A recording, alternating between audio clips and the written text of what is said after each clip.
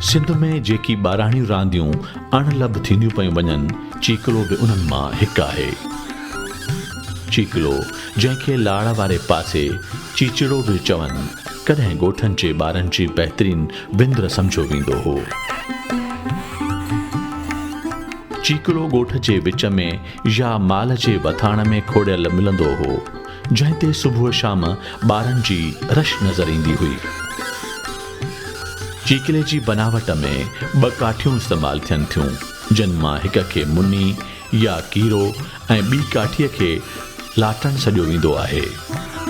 चीकले जी जोड़जक बिना आसान आहे। हिकु मज़बूत काठी, जंहिंखे मुनी या कीरो चयो वञे थो, उन जी चोटी चोहंबदार करे ज़मीन में अहिड़ी तरह खोड़ियो वेंदो आहे जीअं उहा ज़मीन खां 3 फुट खनि मथे हुजे, ऐं मथीं काठी यानी लाटण 6 खां 7 फुटनि ताईं डिघी रखबी आहे, जंहिंजे विच में गोल खांचो या खुॾो करे उहा खोड़ियल काठीअ जी नोक मथां रखी वेंदी आहे।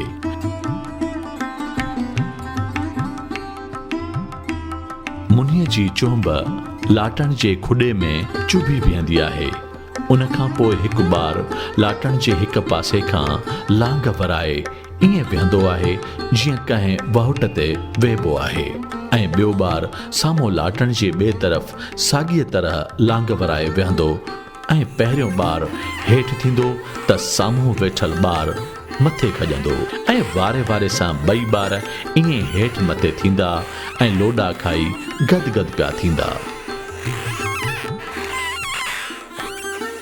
या वरी 2 आम्हूं साम्हूं वेठल ॿार लाटण ते वेही पेरनि जे ज़ोर ते गोल फिरणु शुरू कंदा। ईअं फिरंदे संदन पेर कंहिं वक़्तु ज़मीन सां लॻंदा त कंहिं महिल मथे खॼंदा। ईअं चीकलो गोल फिरंदो रहंदो, ऐं जॾहिं फिरंदे फिरंदे वाह चढ़ंदो यानी तेज़ हलणु लॻंदो त 2 ॿार पेर बिल्कुलु मथे करे छॾींदा आहिनि। ईअं जोड़ी जोड़ीअ में वारे वारे सां ॿारड़ा विंदुर खे लॻा रहंदा आहिनि। कॾहिं कॾहिं लाटण जे ॿिन्ही पासनि खां 2 ॿार बि गॾु विहंदा आहिनि, जंहिंजे हम वज़न हुजण जो ख़्यालु रखियो वेंदो आहे। ॿार लाटण जे खांचे में कोयलो या अंगारो विझंदा आहिनि त चीकलो फिरंदे ची ची जा आवाज़ कढंदो आहे।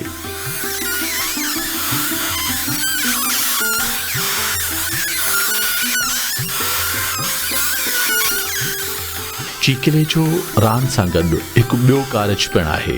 ये विंदुर आहे ॿारनि जी, ॿार विंदुर बि कंदा आहिनि, ऐं हुन लाइ करे ॿियो टे जो रिवायतूं जेके असां वटि हलनि थियूं त हिकिड़ी बीमारी असां वटि ईंदी आहे जेके संभाड़ो चयो वञे थो। ऐं संभाड़ो असीं हुनखे सिंधी में भाॻियो बि चवंदा आहियूं। उन में वॾे ढोर खे कुझु कोन थींदो, भई नंढिड़ो ढोर मरी पवंदो आहे। उन जे लाइ इस्तेमालु कयो रिवायत मुताबिक़ घणा चीचाट थींदा त हीअ बीमारी कोन पवंदी। चीचाट कराइण लाइ वरी हिनखे अंगार लॻी उन ते तेल लॻाइबो आहे, पोइ चीचाट करणु शुरू थींदो आहे। हिन में काठ जेको आहे सो मथां जो फिरे थो, सो लाज़िमी ख़बर यानी ॼार जो हुअणु घुरिजे। माना इहा हिन जी ख़ासि विशेषता आहे, न त ॿियो काठ चीचाट न कंदो। ऐं हेठि त मुंडी जंहिंजी हुजे उहा करे उन जे करे इहे ॿार बि रांदि बि कंदा आहिनि, पर असां वटि ख़ासि करे माल जे वथाण में लॻाया वेंदा आहिनि। चीकलो जेको कंहिं दौर में सिंध जे ॻोठनि जे ॿारनि जी बहितरीन विंदुर रहियो, उहो आहिस्ते आहिस्ते डाइंग कल्चर में शुमार थियण तरफ़ वधी रहियो आहे, ऐं उन जी जॻह शहरनि जे पार्कनि में मुख़्तलिफ़ गोल फेरीअ वारनि चोॾोलनि वालारे वरिती आहे।